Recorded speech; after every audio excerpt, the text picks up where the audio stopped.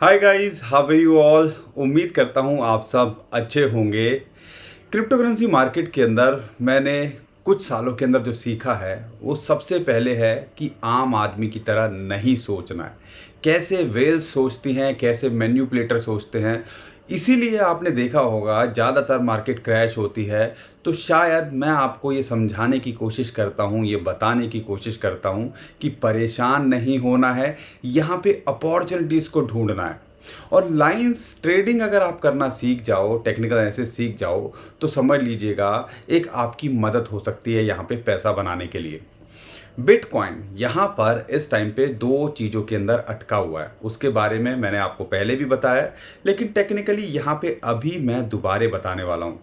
लेकिन आज की वीडियो बहुत बड़ी है क्योंकि यहाँ पर इम्पोर्टेंस आपको बताऊँगा कि जो बड़े बड़े लोग खेल खेल रहे हैं हमारे साथ में और उनकी जो डिटेल्स निकल के आ रही हैं उसका क्या मायने हैं।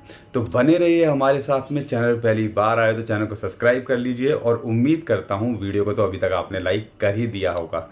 तो दोस्तों, सबसे पहले अगर मैं बात करता हूँ, हम में से ज़्यादातर लोग जब बिटकॉइन अभी $25,000 के आसपास टेस्ट कर रहा, हालत ख़राब हो गई क्योंकि सपोर्ट जो थी 200 वीकली मूविंग एवरेज की, जो कि $26,400 के आसपास, $300 के आसपास है, तो वो जो है उसने ब्रेक डाउन किया, उसके नीचे क्लोज किया। और उसके बाद हम उम्मीद कर रहे थे कि ये 50 जो मंथली मूविंग एवरेज है उसको टेस्ट करेगा। देखो, दो चीज़ें आपको समझनी है। एक, क्लोजिंग उस कैंडल की, वीकली कैंडल, मंथली कैंडल की क्लोजिंग इंपॉर्टेंस रखती है, उसके नीचे आना और दोबारा रिकवर कर जाना इंपॉर्टेंस नहीं रखता। अब वीकली कैंडल के अंदर इसने यहाँ पे क्लोजिंग की, जैसा आपके अभी चार्ट में भी दिख रहा है, ये ऑरेंज लाइन को इसने यहाँ पर जो है क्लोज किया और दोबारा से अभी देखो उसको टेस्ट कर रहा है, यानी कि अब वो एक रेजिस्टेंस का काम कर रहा है। और आप देखो 50 मंथली मूविंग एवरेज या $25,000 पे ये नीचे आया, लेकिन मंथली क्लोजिंग 50 जो कि ग्रीन लाइन आपको दिख रही है उसके ऊपर होना ज़रूरी है। तो टेक्निकल्स आप सीखोगे, समझोगे तो आपको एक अच्छा फेयर आइडिया लगता है बिटकॉइन का, या यहाँ पे शॉर्ट टर्म में ट्रेड कैसे करना है। अभी इम्पोर्टेंस क्या है, अगर ये यहाँ इसके ऊपर क्लोज कर पाता है, जो कि एग्जैक्टली मैं बताऊँ आपको $26,335 के, तो आप समझ लीजिएगा ये दोबारा से $27,400-500 से लेके $27,600 का टारगेट हो सकता है। शॉर्ट टर्म में वहाँ रेजिस्टेंस मिल सकती है। हमने आपको परसों जब मार्केट क्रैश करी थी ये बताया था, सुबह सुबह ही 6-7 बजे शायद वीडियो बना दी थी कि भैया टेंशन मत लीजिए, यहाँ पे प्योर मैनिपुलेशन चल रही है। क्योंकि सीपीआई के डाटा की बात करें, वो कम निकल के आया था, एफओएमसी जो है उसके अंदर इंटरेस्ट रेट हाइक नहीं हुआ, ग्लोबल मार्केट के अंदर सेंटिमेंट्स अच्छे हो रहे थे, लेकिन क्रिप्टो करेंसी के अंदर प्रेशर बनाया जा रहा था।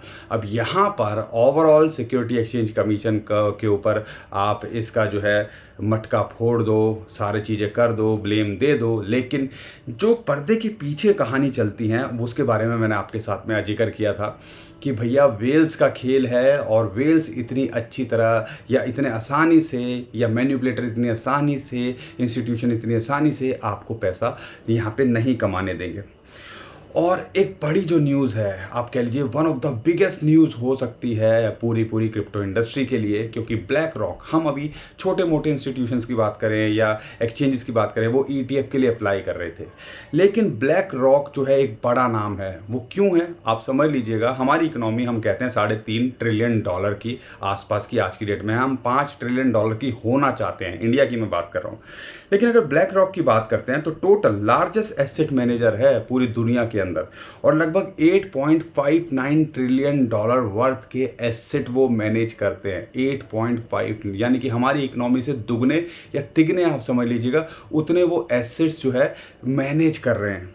और उन्होंने जो है बिटकॉइन ईटीएफ फाइल करने का वहाँ प्लान कर रहे हैं, या उसके जो है ऐसा कहा जा रहा है सिक्योरिटी एक्सचेंज कमीशन के जो है अप्रूवल के लिए उन्होंने कुछ रास्ते निकाल लिए। अगर ये मिलता है तो आप समझ लीजिएगा कितने बिलियंस डॉलर एकदम से क्रिप्टो करेंसी खासकर बिटकॉइन के अंदर आ जाएंगे, और बिटकॉइन का प्राइस क्या हो सकता है। ब्लैक रॉक जो कि आप कह लीजिए $8.59 ट्रिलियन, मैं बिलियन की बात कर रहा हूँ, ट्रिलियन डॉलर्स की बात कर रहा हूँ, वो मैनेज कर रहे हैं। वो बिटकॉइन के अंदर क्यों एक ETF के पीछे जो है इंटरेस्ट दिखा रहे होंगे। आपको ये समझना पड़ेगा, पर्दे के पीछे जाना पड़ेगा, सोचना पड़ेगा। चलो ये तो एक ठीक है, चलो एक इंस्टीट्यूशन है, एक प्रोडक्ट लॉन्च करना चाह रहा है, ठीक है, ये बात मैं आपकी समझता हूँ। लेकिन यहाँ पर एक और जो इंटरेस्टिंग डाटा निकल के आया है वो आपको जानना बहुत ज़रूरी है। 3 बड़े नाम, और ये छोटे मोटे नहीं हैं, ये ट्रिलियंस ऑफ डॉलर को मैनेज करते हैं। ब्लैक रॉक, जैसे मैंने आपको बताया, फिडेलिटी और मॉर्गन स्टैनले। उन्होंने अपना जो है स्टेक बढ़ाया है माइक्रो स्ट्रेटजी के शेयर्स के अंदर। अब माइक्रो स्ट्रेटजी आपको पता है, लगभग 1 लाख के आसपास बिटकॉइन वो होल्ड करते हैं, उससे ज़्यादा होल्ड करते हैं। उस कंपनी के अंदर वो शेयर बढ़ा रहे हैं, यानी कि उन्होंने अपना जो है इंक्रीज़ किया है, उस कंपनी के शेयर्स को बाय कर रहे हैं। क्या वो बेवकूफ़ है जब उन्हें पता ही है कि भैया ये पूरा का पूरा बिटकॉइन के ऊपर है?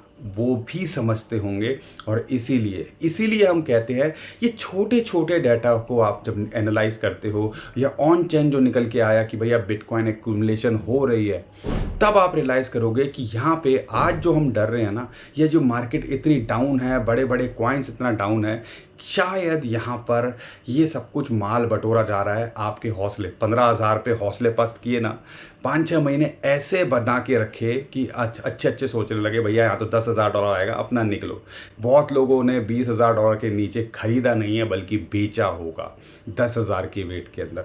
तो ये चीज़ें आपको रियलाइज़ करनी पड़ेंगी, ये चीज़ें आपको समझनी पड़ेंगी। आपको क्या लगता है, क्या मैनिपुलेशन है, या आप वेल्स का खेल है, या हमें क्या करना चाहिए? कमेंट में हमें ज़रूर बताइएगा आपको क्या लगता है, प्राइस का क्या होगा।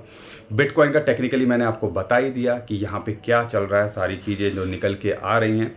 और यहाँ पर अगर ये $25,000 के ऊपर मेंटेन करता है, समझ लीजिए सब चंगा सी, सब ओके है, ठीक है। अब उम्मीद करता हूँ बहुत कुछ क्लियर हो गया होगा आपको।